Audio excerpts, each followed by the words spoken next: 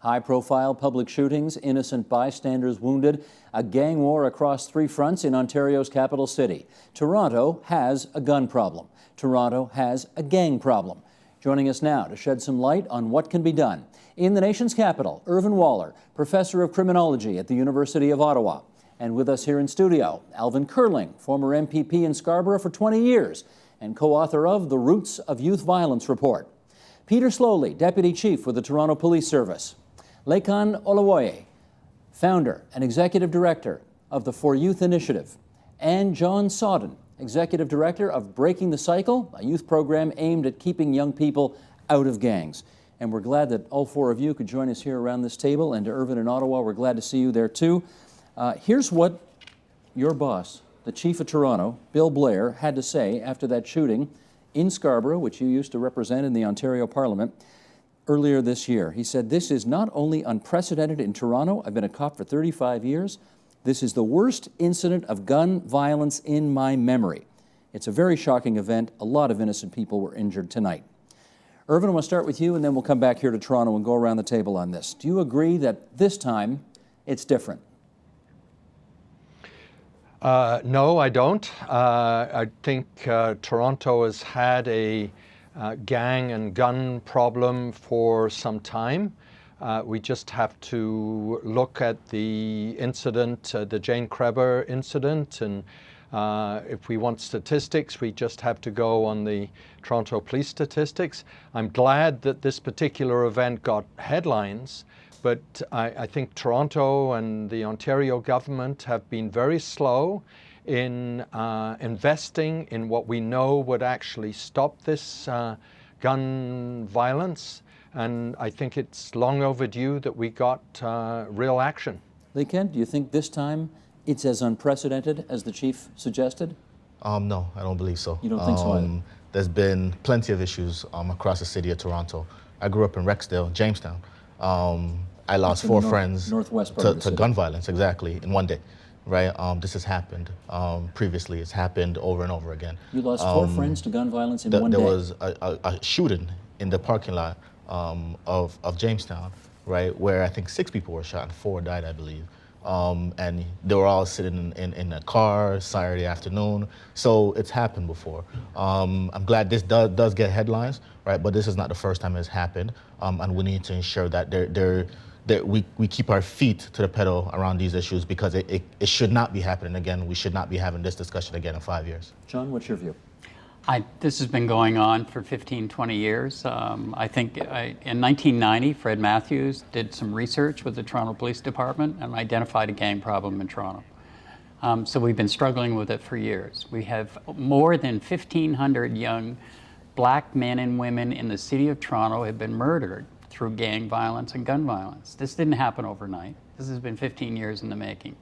We have guns on the street. We haven't done a concerted effort. We've put more money into suppression efforts, but we haven't coordinated what we do.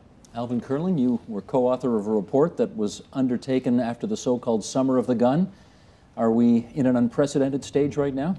No, I don't think we're in an unprecedented state at all. I think that this has been happening, as most of the colleagues around the table here have said, and it has been coming in and it's been developed. The resources are, I would say the resources are there, but never implemented.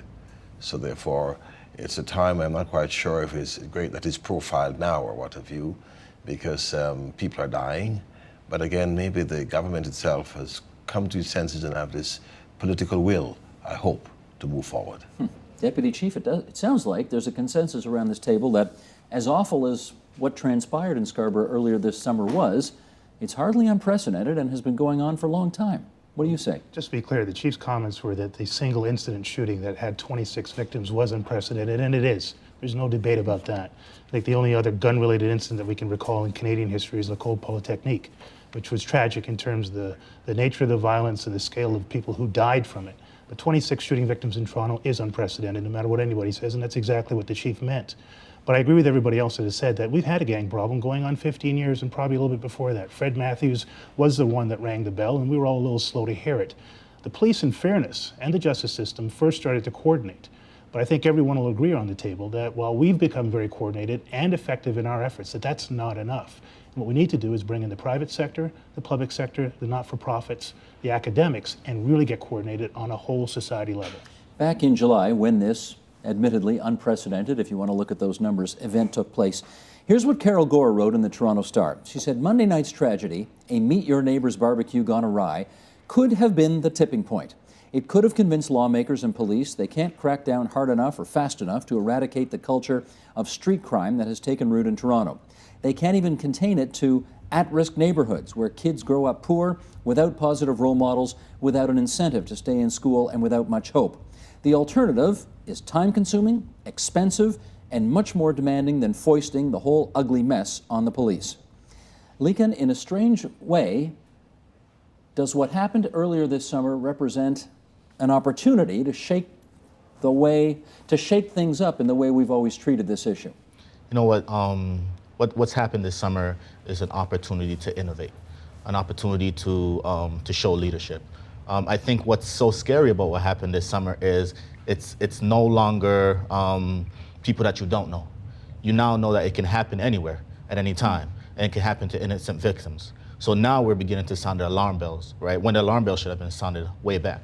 Now, if we talk about what needs to happen, right? Absolutely, I agree with the deputy, right? That there needs to be a concerted effort from all levels of government and all stakeholders involved. But we need to ensure that it does not happen without the people that are being directly affected.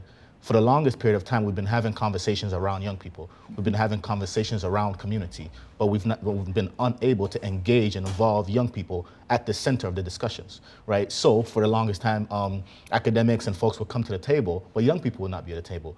Perpetrators or even victims of violence would not be at the table. But you're trying to solve a problem that directly affects these communities. So right now, the opportunity that we have, that we've done well this time around, is we've been able to engage young people, young professionals at the center of decision making, and we've ensured that not only are they consulted, but they're involved in the leadership. We have an academic on this program, so let's ask Irvin Waller. Do you think he's making a good point there about everybody needing to be at the table in order to get a solution here?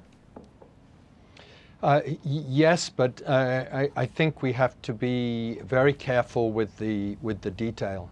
I think one of the problems about Toronto is that the solutions have always been discussed amongst people from Toronto. And I think, yes, it's important to involve the people at the front edge at the community level, but I think it's very important to learn from success stories from other cities. The Boston strategy in the mid-90s basically involved people from the community. It involved mothers a lot, but it involved very careful, laser-sharp analysis by the police of where they should be going after the ringleaders, and focused work from the community agencies outreaching to the youth to help them complete school, to help them get job training and to get jobs. And all of this was being evaluated to see whether it was really working. And you saw no young person under 18 killed within the next 6 months of them implementing the strategy. You saw a 70% reduction in adults. The big mistake that Boston made was that after they succeeded, they didn't continue the money focused on the diagnosis, and they didn't continue the money on the community outreach. So you have to have a permanent leadership center, either in the provincial government or in the city, that is making this happen, and you have to keep very focused on violence reduction. This is not just about reducing poverty or reducing racism. This is about reducing gun violence, and we have very clear models to follow, and these are not being talked about enough, and they're not being invested in. They're not necessarily big budget items, but they are budget items. Okay, let me go to Peter slowly on that. I mean, we've heard that there are approaches that have been taken in other cities. We heard about Chicago on this program. We've been trying something called TAVIS. Is TAVIS working? Well, the stats alone, if you're looking at anti-violence, which is what Mr. Waller was just talking about, clearly the evidence is there. Violence is down for 5 straight years. Even with the spike that we had at the beginning of the year, the programs that we've been able to put in place from a coordinated justice system over the summer has brought those numbers down. There will be announcements made tomorrow by the chief. But I do want to pick up on what Mr. Waller said. There are other practices, evidence-based and reality-based in other major urban centers in North America that we do need to explore. We actually had the folks from Boston come up about 8 years ago, but we didn't follow through. We're now in discussions with David Kennedy, who's the academic who brought that piece of business to Boston. He's also taken it on as drug market interventions into the High Point Let me interrupt experiment. for 1 second. Who's the we that didn't follow up and follow through?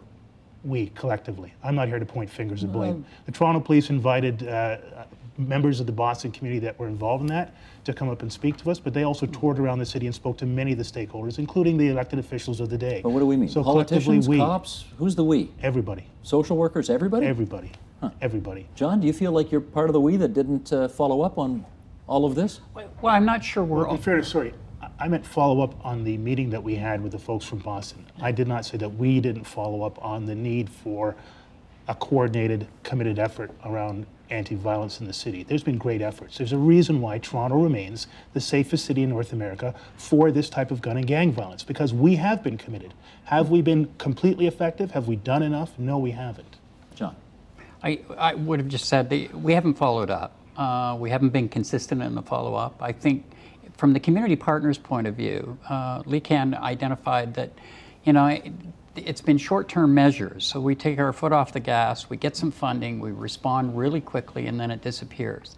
And I think we need a cross-sectoral approach. So we need in the city multiple partnerships, but you need to sustain those efforts, and there needs to be real funding. Most programs, and most certainly community-based programs, are funded project by project, which might be 6 months to 6 months. You can't sustain efforts. At the neighborhood level, we've never undertaken a really sustainable effort at culture change, changing the norms, shifting to social housing. If we look at the priority neighborhoods, most characterized by social housing, most in deteriorated conditions. I was thinking on the way over where we tried to get youth after the 2005-2006 shooting, Lecan in Jamestown, and we were looking for employment opportunities for youth. We went to TCHC, it was part of the table, as well as another Community Housing Toronto Corporation. Community Housing Corporation. And we said, let's create some employment but meaningful change, and can we build ownership for youth for the place they live in? So we had a couple of ideas around doing that, and what we got back was, no, we don't have the budget, we can't do it. So then at one point we tried to redo a basketball court. And we went to the city, we went to TCHC, Toronto Community Housing, to get a coordinated effort to create some recreation for youth. How'd that go? It didn't go. When we finally ended up through the mayor's office, we got a huge ring that was way too big to play basketball. So myself and a former program director of Breaking the Cycle went over to Canadian Tire, bought a basketball rim and net, came back, people gathered a ladder, others came out of the community, we put the basketball net up, and they continued to play for another 6 weeks. But it was that kind of bureaucracy, it wasn't the follow-through. Let me ask Alvin Curling about that. You were obviously part of a government for several years. You've been in public life for a quarter century just about. You did a report. A lot of people thought it was a good roadmap. A lot of people also thought there wasn't very much follow-up from the McGuinty government on the recommendations that you made. I'm going to offer you a chance here to take a poke at those guys if you think they need to be poked. What do you say? Well, let me first comment on what the Deputy Chief stated too, that sometimes we look at the police to solve the whole entire problem. This is much more complex than it is. So while they make that effort, and sometimes the government itself directs some funds in there to answer some of the challenges that are out in the community, the psychological and the sociological problem, and the police cannot do that. And that's where the big problem is. Now let me go back to the report. We did not come up with anything that is so different than anything else. We just highlight it, continue the discussion, and say they must move on this. Yes, the government had spent almost $2 million on this report. We thought it was a good roadmap. We actually, in it, only mentioned $200 million for one of the most important part about it all is the mental health of our young people. How much follow-up was there by the government of Ontario on your recommendations? Well, I don't have the complete amount of things that they follow up on. I don't think enough was done. I don't think it was strategic enough. It's sustainable. As John is saying, it has to be sustainable and maintained. It's no use you have these programs that are starting for 6 months or 9 months and then decide that you solve the problem. This is the point. I mean, Yes. every time there's a shooting, politicians tend to come out of the woodwork, make big announcements, and then 6 months later, it's all gone. Well, That's not helpful, is it? and it's not helpful because to me, I personally believe that when there are times of recessions or the people where you must invest your money is the most marginalized and most discriminated individuals. That's where the investment must go now. But if you ever pull back in a sort of a recession on those, you're creating a double program jeopardy on society itself. The coordinated effort. Now let me make a very quick point here. Sometimes we blame government quickly, because I've been around a long time with all of this. And those structures of government and how it is structured does not facilitate the sort of effectiveness it should. Health does its own thing, education does its own thing, and there is enough resources there, but there's no sort of a cross-fertilization of targeted structures. So we will continue to break down. So those who will stop in getting their funding from health, when you have to run maybe to community and social services to get theirs, or go to Attorney General. So the whole thing was broken down. It's not coordinated, not sustainable, and therefore we have this kind of a problem. Having said that, Leakin, I want to follow up with you on this. I saw the piece you did for the Globe and Mail. I saw all the responses on the website people wrote. Did you read them too? Absolutely. There was some pretty tough, I mean, you made the case basically Alvin Curling's making, which is we need these kinds of government programs, we need the help from the police on this, we need institutions to help us on this. And most of the feedback I read said, forget it. It's up to the people to solve this problem. It's up to parents, it's up to people to impose better values on their kids. We're sick of the bleeding hearts. We're sick of kids being coddled because they want to go buy guns to resolve all this. How do you respond to that attitude?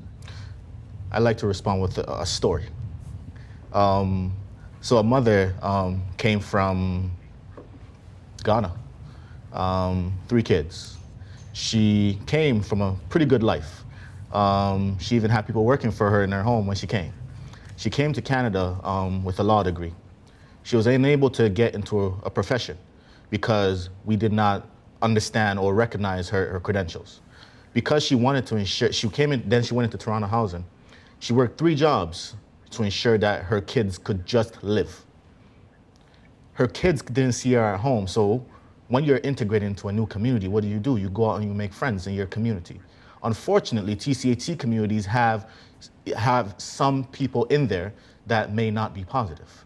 So as a result of that, the young people get into mischief, right? There's no social supports in place for those young people to know what is right and what's wrong, specifically within the Toronto context. So that's the argument for all of us getting involved. So somebody, a child gets shot.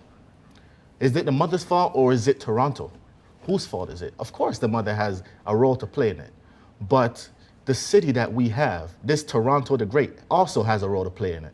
Because we as individual citizens and we as a community needs to put in social supports to ensure that the mother is supported, but also to ensure that the child is supported. Alvin wants to follow up. Well, Steve, let me jump in on this one. You're right. Sometimes the government wants the other community to get involved and said we can't do it alone. They can't get it together themselves. The federal government and the provincial government and the city are not even talking to each other. Some make accusations or remarks about the individuals who are in need, and so therefore it falls between the crack. And then the government itself, the politicians, turn around and said, we can't do it alone. You got to get yourself together with your parents, and you've got to have tough parenting. Inside the family of politics, it's not even getting on. And there's a lot of resources and money there. Power and legislation and policies that can have the effect, the private sector who can also do that. So all of that has to sort of get itself together. When one see that, those are the mentors of the type of programs that we want. The other mentorship can happen easily with the mothers who are able to get jobs and all that. Irvin Waller, can you weigh in on this? Steve, yeah, I would love to. I think we have to look at results. And if you look at Alberta, they now have a comprehensive strategy that braids the action of the police with the action of housing and social services. It's built around a diagnosis of the problem and a vision over time, and they're measuring results. Saskatchewan has just appointed a deputy minister whose role as the head of the Canadian Chiefs of Police was talking about learning from the Glasgow model, which is basically not enforcement or prevention, it's enforcement and prevention. And I'm always anxious when people say, oh, we've got to bring in this academic from the States, Kennedy, because actually what we need to do is to look at the Glasgow model generated by a deputy chief of police who said he was fed up with picking up the phone after another person was murdered. And what they did was they diagnosed the problem, very specific, much more specific than the Roots of Violence report, very focused there, using the public health information. And you see in there a range of actions where a violence reduction unit, this has to be a priority in Ontario. We need a unit that brings these different silos together, that brings the police, that brings Toronto Housing, that brings social services, that involves the community around a very strategic and laser-focused plan. And that's how we will win. Glasgow reduced violence in its priority zones by 50% within a 3-year period. That's what we should be doing in Toronto, and I haven't yet seen a plan to do that. Boy, do I have Youth good news Action for Plan. Irvin. I've Okay. got such good Irvin, news. the deputy chief's got some Because good you news, know he what? says. First of all, the Glasgow model came out of the United States from the same schools that we've been talking about, including David Kennedy and his school. Secondly, we've been having Toronto police officers and City of Toronto workers and United Way partners out to Saskatchewan to look at their model. And third, we have a pilot stood up in North Etobicoke right now called our Focus Hub, and it's exactly what Irvin is talking about. And you know what? We've been doing everything we can from the enforcement spectrum right through the mobilization and prevention spectrum. And this is just the latest example of our attempt to make sure that our justice piece is coordinated and that we're working with our public sector partners and our political partners, and we're doing very innovative things. But we need to do more of it. We need to be very committed and very focused on the anti-violence piece. And in there are anti-racism pieces, there are anti-poverty pieces. The cops can't do it alone, the families can't do it alone, the politicians can't do it alone, and we can't do it even within our own coordinated cells. So It has to go across the board. Whose responsibility is it to pull all these different streams together so that you can work something out I together? can't remember who said it, but this is a Steve, time for leadership, and we need leaders to stand up. We're doing our part. We've invited people to the table. In our small project, we have got the city involved, major not-for-profits, on-the-ground community-based organizations. We're using existing infrastructure, local assets, local kids in that program. We hope to scale it. It's going to depend somewhat on funding and somewhat on the prioritization of other areas. Irvin wanted to say something, and then Leakin as well.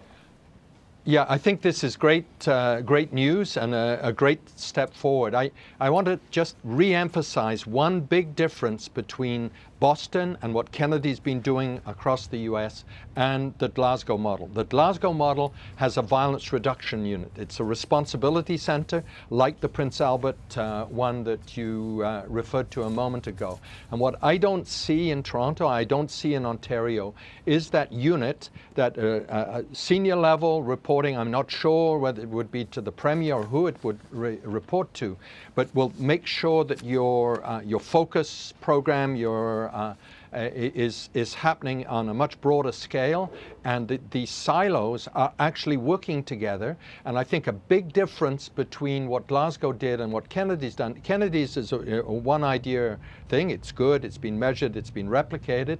The Chicago model is a slightly different one. It's been tested now in Baltimore. But I think Glasgow was open to a much wider range of solutions. Everything from dealing with domestic violence to dealing with, Keep an eye on Okay. us, in their Irvin. case, We've got- alcohol and we've got drug the use. same thing here, Irvin. We'll let you know how and it's I'm- going, or you can come down and have a look. I'm jumping in here because we're less than 5 minutes to go, and I do want to hear from Leakin and then from John as well. Go ahead. The reality is this.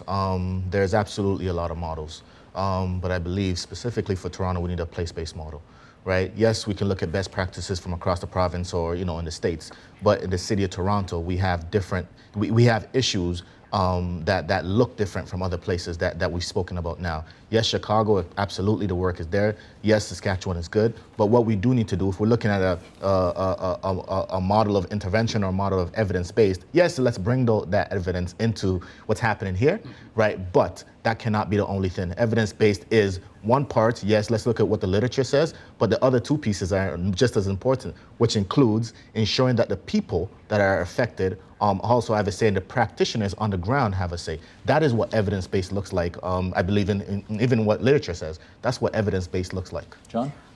We're part of this new focus group, so on the ground, and we're just getting started. So this is new, but we need more than just this. You need it across the city. When we need sustainable efforts. Dr. Curling had identified that many people work in silos, and we're still working in silos. We haven't got cross-ministerial support to really address issues. We were going to have that with the children's ministry, and it really hasn't happened. Dr. Curling, you identified mental health as an issue. It's a major issue through the communities. These kinds of shootings have been going on now for more than 15 years in these neighborhoods. So you got multiple losses, you got multiple trends and cycles of not only mental illness, but impact and dysfunctional behaviors. This is a long-term concerted effort, and it's really complex. It's not one model, and it requires all of us really working together and coming to the table, and everyone pooling resources. But the efforts have to be sustainable, and right now we don't have sustainable efforts. But let me just say this before we end, because the fact is that what Erwin had said, that's what the action plan is all about, we hope. And this is what I'm about, to make sure that coordination happens, to make the work across the silos, to bring more people from the community at the table who will make those decisions, and not only depending on other outside studies, but the action plan strategy is to do just that, to bring those silos working together, more than 4 or 5 ministries, because there are about 14 ministries that actually have some sort of an impact on youth. But this is what I need to understand. You've got the political arm of it, and the political arm of it is 5, 6, 7 different ministries. You've got the police arm of things, you've got the community arm of things, you've got families. Who's the champion? Who's going to get everybody together and say, this is what we're doing?